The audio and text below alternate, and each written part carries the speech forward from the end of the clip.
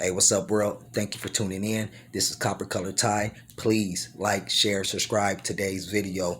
I'm going to go ahead and elaborate on a video that Dane Calloway dropped not too long ago. I feel that it's very important for us to know. I'll go ahead and drop the link. I feel that all his videos are very important and informative. So thank you, Dane Calloway, for sharing your information so I can go ahead and embrace that with you.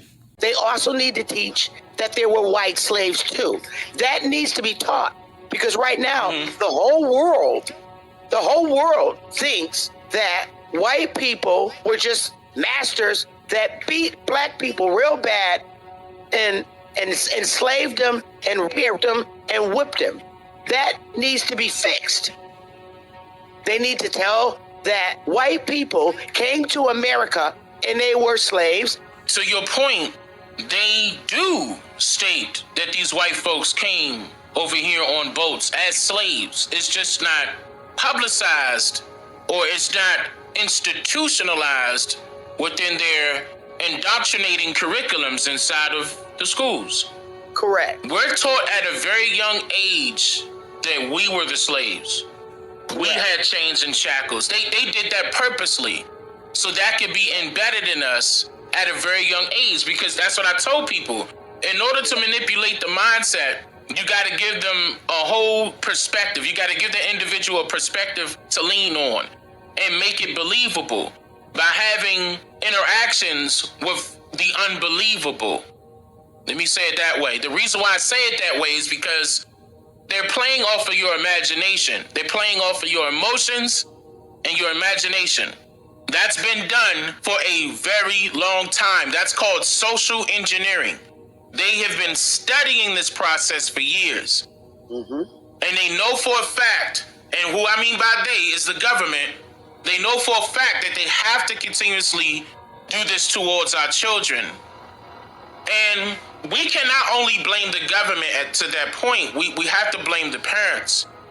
But that's why I said it's going to have to take a community of us to come together to let the parents know, look, there is a problem with what's being taught or told rather to your children in elementary school. That's number one. It's starting there. It's going all the way up to colleges and universities. They control this. They started controlling the use of information of how it comes about firmly. Okay, meaning how it comes about, how it is established and agreed upon in the 1940s, 1948 to be exact. And I shared this before. It's HR 3342.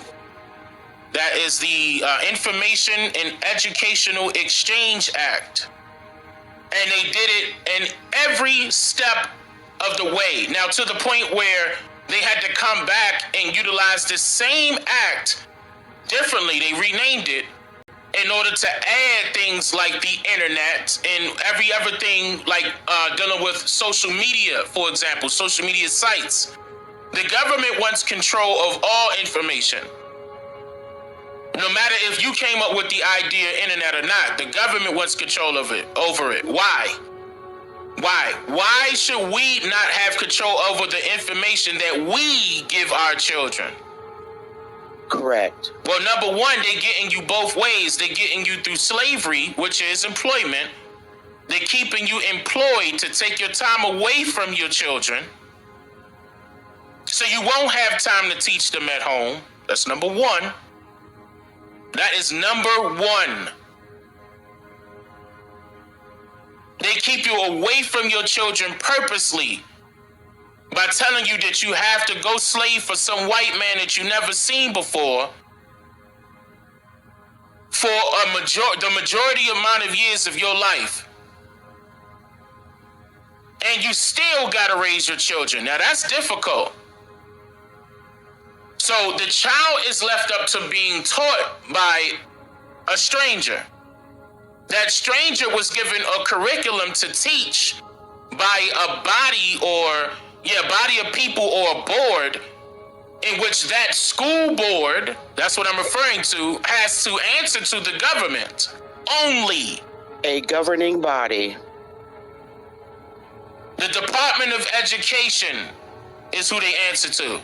United States Department of Education. That is correct. The Department of Education is falling up under this government, and they have done this systematically by design. The history of the millions of Caucasian slaves in early America has never been told in any coherent form by modern historians, public education, the government, nor the media for political and psychological reasons.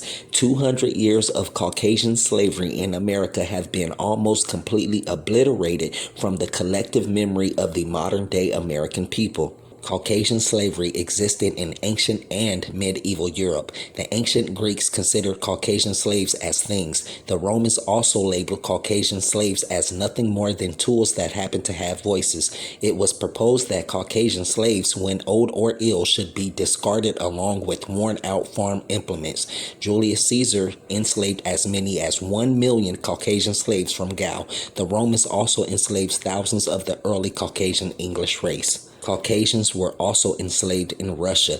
Knowledge of the existence of slavery in early modern Russia is not widespread. The original Arabs were also involved in enslaving thousands of the Caucasian people. The hundreds of thousands of Caucasian slaves sold to the Arabs was described in one Spanish text as most atrocious and harsh. Early Muslim texts provide insight into the extent to which the Arabs identified Caucasians with slavery and classified Caucasian slaves as animals. The history of the Muslim slave labor is about herding chained blacks through the desert. But in fact, for 700 years until the fall of the Muslim Spain, those being herded were first and foremost overwhelmingly white, aka Caucasian.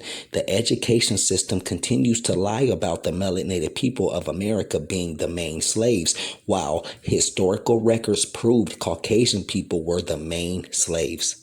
Most of the books on white labor in early America are titled with words like white indentured servitude, white bondservants, white servants. It is interesting that white people who were bound to a condition of what became in many cases permanent chattel slavery unto death are not referred to as slaves by establishment academics. The education system and media concentrate on blacks being the only ones that have been enslaved to a degree or magnitude worthy of study or memorial.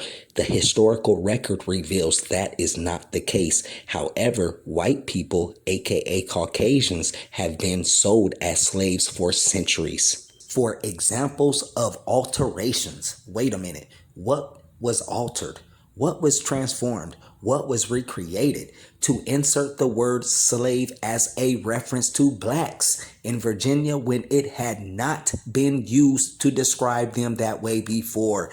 They are telling you that slave was never referred to the so-called blacks of America. Slave was referred to the Caucasian people that were slaves in America. The height of academic and media fraud is revealed in the monopolistic trademark status the official controllers of education and mass communications have successfully established between the definition of the word slave and the Negro, while labeling descriptions of the historic experience of whites in slavery a fallacy.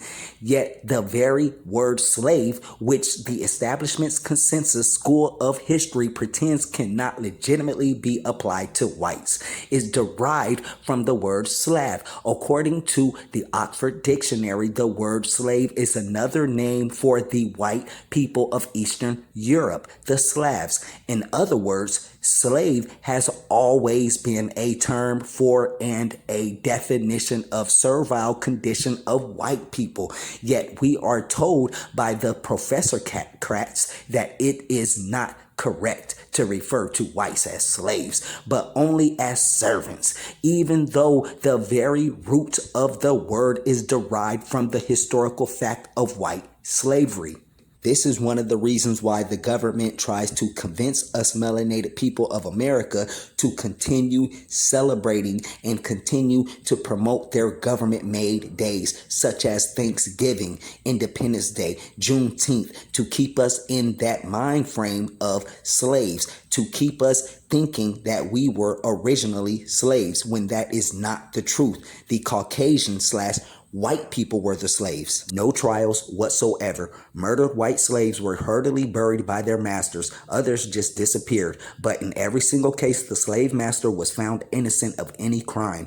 At the same time, white slaves, white servants, and poor white working men, aka Caucasian, were forbidden to serve on a jury. Only whites who owned property could do so, and it wasn't that many, because around this time, hundreds of thousands of Caucasians were slaves unto death. Colonial records are full of the deaths by beating, starvation, and exposure of white, aka Caucasian slaves. Caucasian slaves were punished with merciless whippings and beatings. Whippings were commonplace, as were iron collars and chains. So who were the real ones in chains and shackles with iron collars? The Caucasian people. Caucasian slaves were the ones really crammed into the ships with as many poor whites as possible, certain that even with the most disregard for the lives of the whites, the financial gain would still make the trip worth the effort.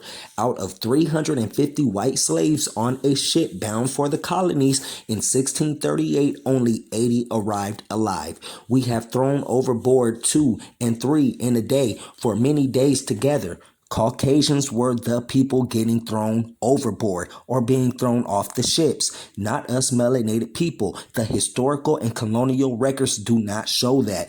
The untold or unseen records prove it was the Caucasian people, damn near all of their ancestors. The English were neither familiar with nor committed to black slavery as a basic institution. Why? Because back then it was not normal for us melanated people to be so-called slaves. As many as so-called black slaves as possible would reach America alive. Wonder why only melanated people reached America alive. White slave ships were cargo ships with no special provisions for passengers. Captains of the slave ships became infamous for providing sufficient food for only the first half of the trip, then virtually starving their white captives until they arrived in America.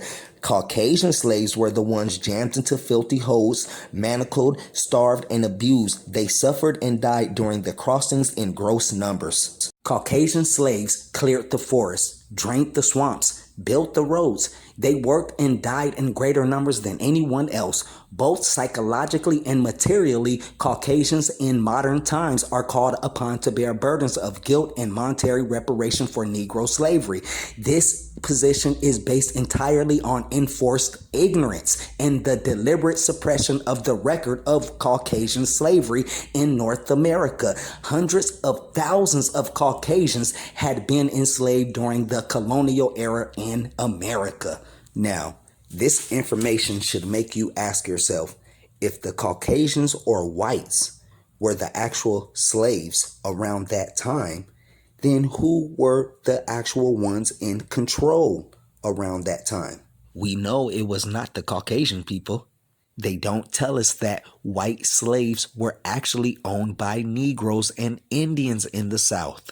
The British colonial government was not adverse to calling on unlikely policemen to suppress Caucasian slave revolts. Blacks, melanated people, were admitted to the colonial militia responsible for policing Caucasian slaves. The aristocratic planters had felt the necessity to arm part of their melanated men to assist in suppressing Caucasian slave revolts. Armed melanated militia patrolled the Carolinas from the end of the 17th century to at least 1710. Legislators in Virginia sought to cover up the record of white bondage and its equivalents to Negro servitude. The compiler of the Virginia laws then takes the liberty of altering text to bring earlier legislation into line with his own new notions, such as codifying black slavery for the first time. In 1659, the English Parliament debated the practice of selling British Caucasians into slavery in the New World. In the debate, the Caucasians were referred to not as indentured servants, but as slaves, whose enslavement threatened the liberties of all Englishmen. So we know in the 1600s, the Caucasians were slaves. Who was in control? Thank you for watching. Remember, we melanated people were here in America first before anyone else. They have movies about us in chains and shackles, the roots, up from slavery. But colonial and historical documented records shows Caucasians were the original people in chains and shackles, not us melanated.